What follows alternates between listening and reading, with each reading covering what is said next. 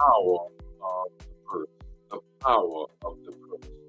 We've been talking about power all week long, and even last week as we led up to Pentecost Sunday. And we've been connecting these dots with respect to baptism, that the Holy Spirit and the power of God in and through our lives. And we continue this whole piece with respect to the power of the purse, the power of the purse.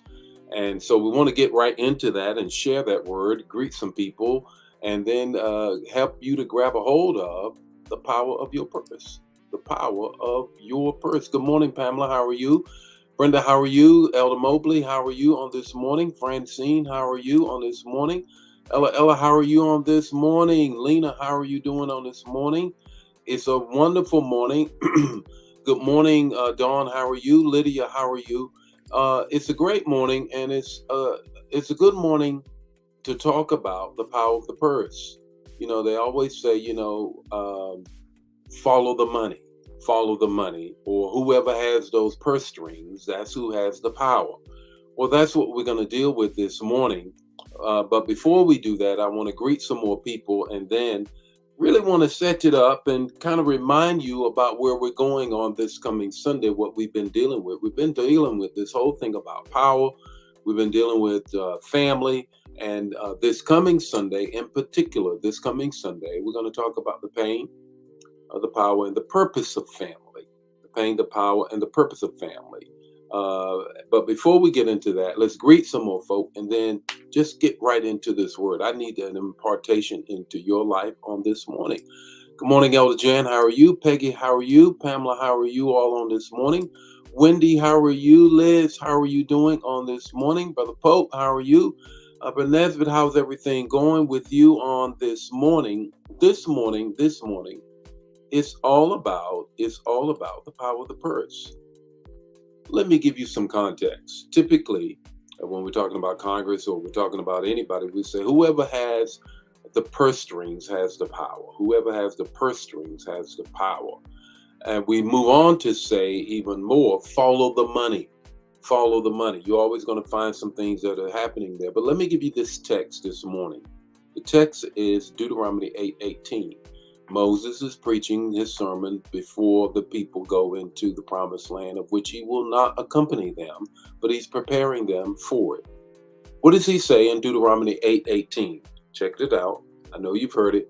Hear it again for the first time. For he that giveth thee power to get wealth. He gives you power to get wealth. That word there means ability. Ability. When it's not going to drop out of the sky, he's going to give you the ability to get wealth. Three things I want to share with you with respect to the power of the purse or prosperity. Let me just use that word, prosperity, on this morning. Prosperity has a purpose. It has a purpose. Notice this. He is saying to them, before you go into the promised land where there's milk and honey, you've been waiting 40 years to get there. Now you're about to walk in that. I'm going to give you the power. I'm going to give you the ability to get the wealth. Now listen to this, but it has purpose. It has purpose. You can't just go in there willy-nilly. Money is an instrument. I know it makes some of us feel good when we have it, and a lot of it. We don't feel as good when we don't have as much as we believe that we need to have at the moment. But the fact is, it has purpose. And until you realize that it has purpose, you're always going to struggle for stuff that you really are trying to get affirmation from other people. He says that this, and I'll move to the second thing very quickly. He said he will supply all of your needs. Well, many of us operate from a want point of view instead of a need point of view. The need has to do with purpose. What do you plan to do with the power of your purse and the prosperity that's coming your way? Here's the second thing I want you to grab a hold of. Prosperity is an ability. It is an ability. Let's circle back. It's not that money's about to fall out of the sky and you're going to get a check in the mail. It has to do with you now having the ability. Remember what I said. Deuteronomy is the book that is the sermon, if you will, that is preached before they go into the promised land. They have land and they have houses that they did not build, vineyards that they did not plant, but they still got to have an ability. The problem that sometimes we have is that we get some wealth, but we don't have the acumen or the acuity. We don't have the aptitude to what we need to do with the prosperity or wealth that we have. It's an ability. It's an ability. Here's the third thing is prosperity has to do with a covenant. I want you to grab a hold of what is said here in the text. What is said in the text is said in this King James Version, if you will, but thou shalt remember the Lord thy God, for it is he that giveth thee power to get wealth, that, here's the connection, the conjunction, he may establish his covenant, which he sware unto thy fathers as it is to you this day. It has to do with a covenant, a covenant.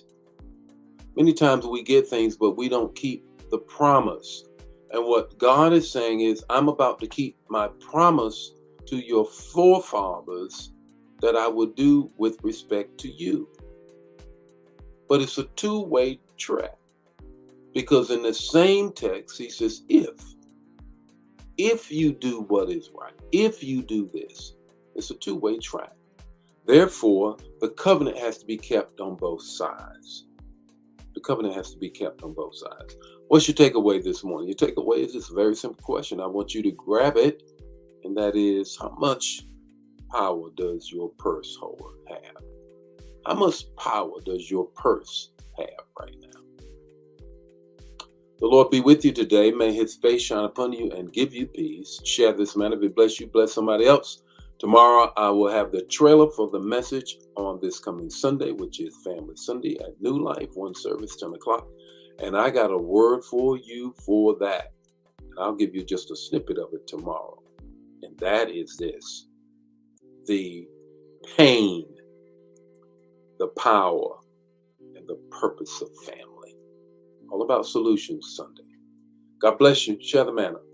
I'll see you tomorrow morning, but more morning, manna. Bye now.